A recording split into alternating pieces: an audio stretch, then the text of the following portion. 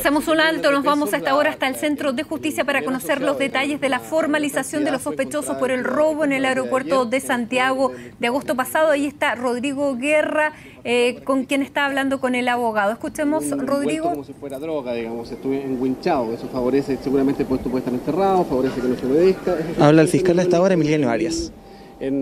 Son solo fajos de 10.000 pesos. Se encontraron otros fajos de 20 o 10.000 pesos. La verdad que, como se fijan, nosotros habíamos pedido la ampliación de la detención para tener más antecedentes. La verdad que todo el cúmulo de antecedentes de las diligencias que se realizaron en la 7ª región, que se realizaron en la 8ª región, que se realizaron en la 6ª región, la verdad que aún no he tenido tiempo ni de sentarme a analizarlos. La verdad que por eso valoro la resolución judicial que se estimó conforme nuestra investigación con el estándar alto que es la prisión preventiva. Ahora, esta persona, Juanito, que también señaló la investigación y que tendría que ver con la participación de estas personas. Claro.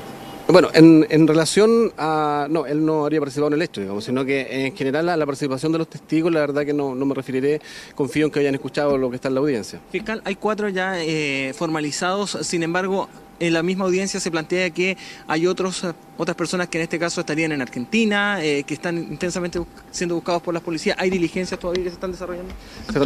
Claro.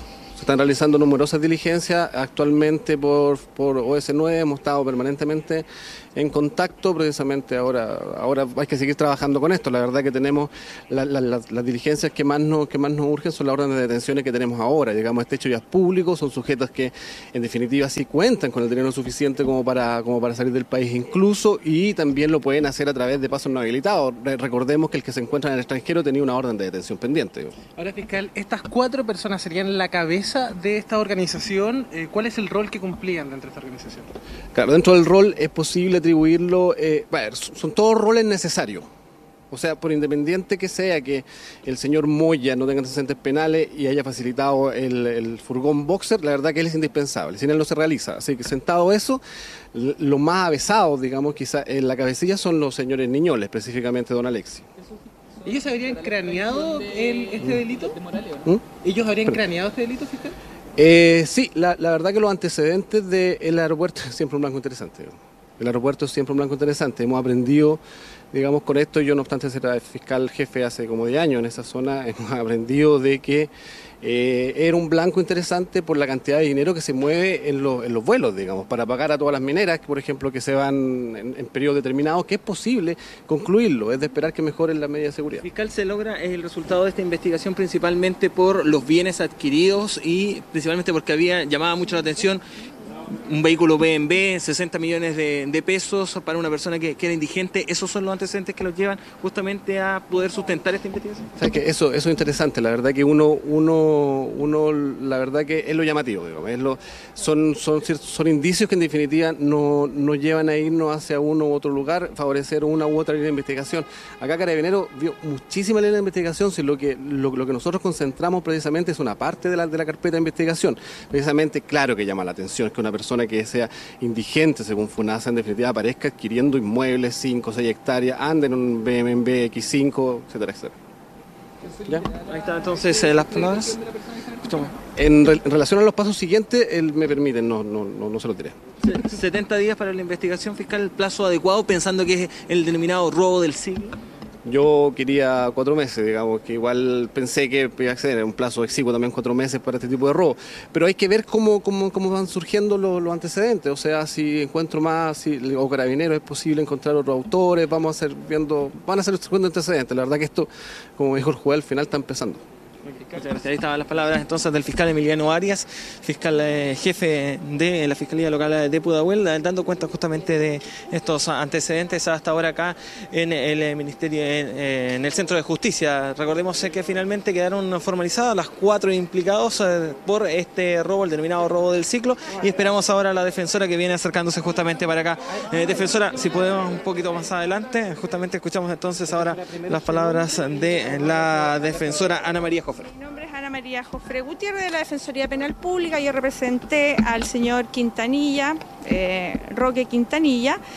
La verdad es que ustedes pudieron escuchar la audiencia. Yo insisto que a nuestro juicio efectivamente hay demasiados pocos antecedentes, no se superó ningún tipo de estándar necesario para efectos de entender que la vinculación que intenta hacer el Ministerio Público le permite justificar una prisión preventiva como ha sido la decretada el día de hoy.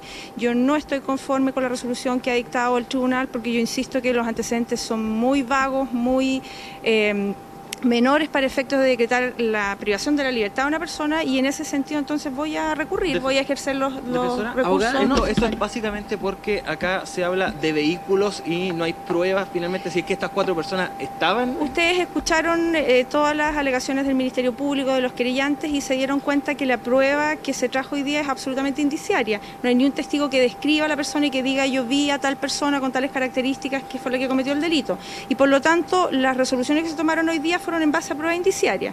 Y yo entiendo que eso es posible legalmente, pero debe haber al menos un estándar mínimo que se cumpla respecto a esa prueba indiciaria. Y por mucho que estemos en la situación de un control de detención, en donde todo es preliminar, pero perdón, o sea, lo que estamos haciendo aquí es privar de libertad a una persona, y por lo tanto hay mínimos que respetar, y yo creo que esos mínimos, al menos con mi representado Roque Quintanilla, no se cumplieron. Abogado, usted decía que no se fijó a su representado en este asalto, en este robo del siglo, no se fijó dentro del aeropuerto. No hay ningún antecedente. Si ustedes repasan lo dicho por el Ministerio Público, no hay ningún antecedente que lo sitúe en ese lugar, que lo sitúe realizando una determinada acción.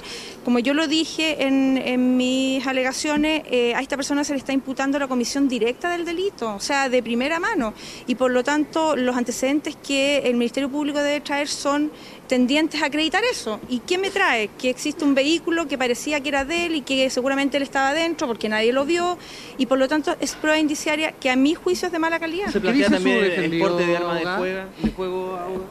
Eso es un detalle, digamos, frente al robo con intimidación que se le está imputando.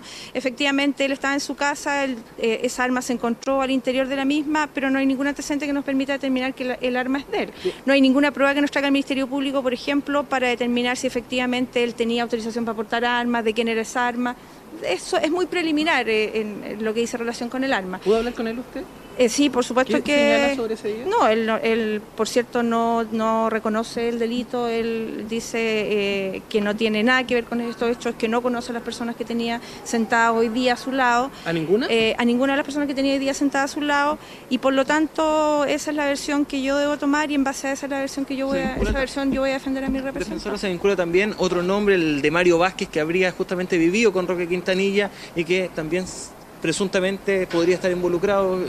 Bueno, son otras personas que, entiendo, el Ministerio Público tienen investigación, son personas que no han sido detenidas, son personas que no sabemos cuál es su versión.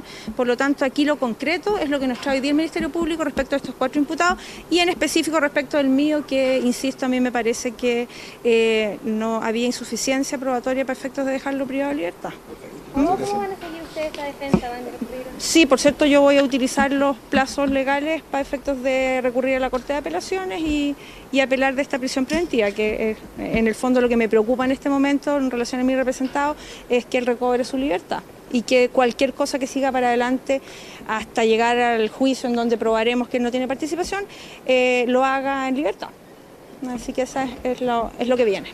Ahí está entonces las palabras de la defensora pública Ana María Jofré, dando cuenta un poco de esta situación. Finalmente quedan en prisión preventiva los 4 sujetos acusados por el robo del siglo, estos 6.000 millones de pesos sustraídos, recordemos, el pasado 12 de agosto desde la losa del Aeropuerto Internacional Comodoro Arturo Merino Benítez, justamente asaltando un camión de valores de la empresa Brinks. Finalmente van a quedar recluidos, privados de libertad durante 70 días. Ese fue el plazo que fijó finalmente justamente los tribunales para poder desarrollar esta investigación. Han dado los antecedentes que ya se manejaban con una investigación que hasta ahora ya ha tenido 5 meses para poder recabar antecedentes, y va a tener entonces estos poco más de 2 meses adicionales para poder entonces sustentar justamente esta investigación. Detalles bastante cinematográficos, por así decirlo también de alguna manera, Matilde, porque dentro de la audiencia la Fiscalía también dijo que esto se trataba de un robo que incluso había sido planificado por otras personas, por terceras personas, y que cuando finalmente llega al conocimiento de Alexis Rodrigo Niñoles, es finalmente quien se adelanta y decide perpetrar este asalto justamente con sus amigos, y de esta manera entonces llevarse estos 6.000 millones de pesos. Ese fue uno de los antecedentes que entregó la Fiscalía de parte de declaraciones de terceros, y como ya lo adelantaba justamente justamente el fiscal Emiliano Arias. Principalmente lo que llamó la atención fue que personas que en este caso por FUNASA eran declaradas como indigentes estuvieran o tuvieran varias propiedades a su nombre, tuvieran además vehículos de alta cantidad de valor y que justamente no tuvieran en este caso mayores fundamentos para poder justificar justamente aquellos bienes que tenían. Además de los peritajes que se realizaron en cada una de las viviendas y que en cada una de ellas se encontró altas sumas de dinero, principalmente todas en efectivo y en billetes de 20.000 y de 10.000 pesos han sido entonces los antecedentes y las pruebas que entregó en este caso el Ministerio Público para que se determinara entonces la prisión preventiva para estos 4 sujetos: Roque Quintanilla Enríquez, Cristian Antonio Niñolés, Alexis Rodrigo Niñolés, quien son hermanos, y Marcelo Claudio Moya, quien habría actuado en este caso como el chofer de esta camioneta, la Peugeot Boxer, en la cual se habrían trasladado. Rodrigo, al menos uno de ellos tenía antecedentes desde los 16 años. Claramente las conductas anteriores no los estarían liberando en este caso de más responsabilidades. ¿Cuáles eran los antecedentes de estos 4 detenidos ahora que han sido, luego de esta formalización, han quedado en prisión preventiva?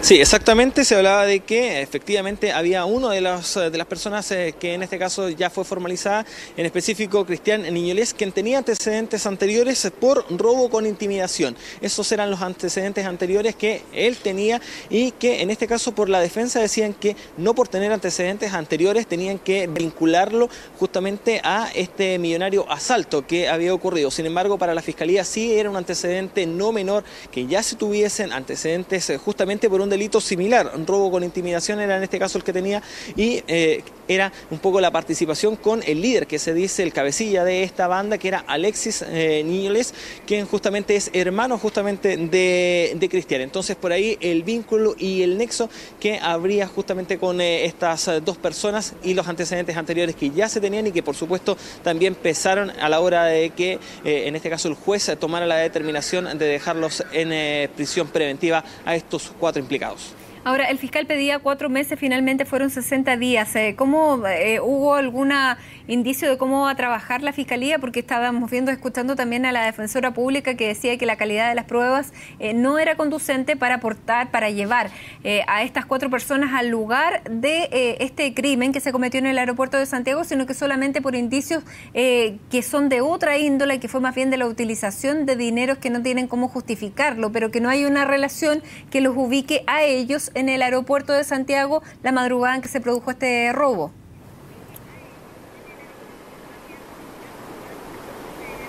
Así es, porque la Fiscalía pedía 4 meses para poder desarrollar toda esta investigación y en este caso las defensas variaban sus peticiones. Finalmente se accedió a una de las peticiones de la defensa, que solicitó 70 días. Son 70 días para poder llevar a cabo esta investigación. En este caso el juez accedió a esa petición principalmente porque durante estos últimos 5 meses, una vez que se comete este delito, ya comenzaron a trabajar tanto el Ministerio Público como las policías en lograr recopilar antecedentes que aportaran justamente a esta carpeta de investigación.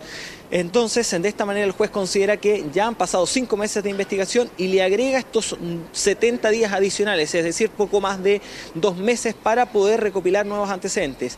¿Qué es lo que dice en este caso la Fiscalía o el Ministerio Público? En que hay varias diligencias que todavía están pendientes y que están en procedimiento, varios peritajes, entre ellos, por ejemplo, peritajes de ADN, donde se buscaría confirmar la participación justamente de estos 4 implicados en este ilícito, donde, por ejemplo, Alexis Quiñones ya se ha practicado justamente esta prueba de ADN, además de peritajes a los billetes, para ver si es que efectivamente correspondían a estos billetes que se encontraron en cada uno de los allanamientos, a los billetes que eran los que portaba ese día el camión de valores de la empresa Brinks. Son parte de las diligencias que en este caso va a tener que apurar y acelerar los plazos el Ministerio Público para poder sumarlos entonces a esta carpeta de investigación y de esta manera entonces hacer un poco más fuerte la prueba para poder llegar a un juicio oral una vez que se tengan todos los antecedentes. Por ahí la defensa hasta el momento, el argumento más fuerte que ellos tenían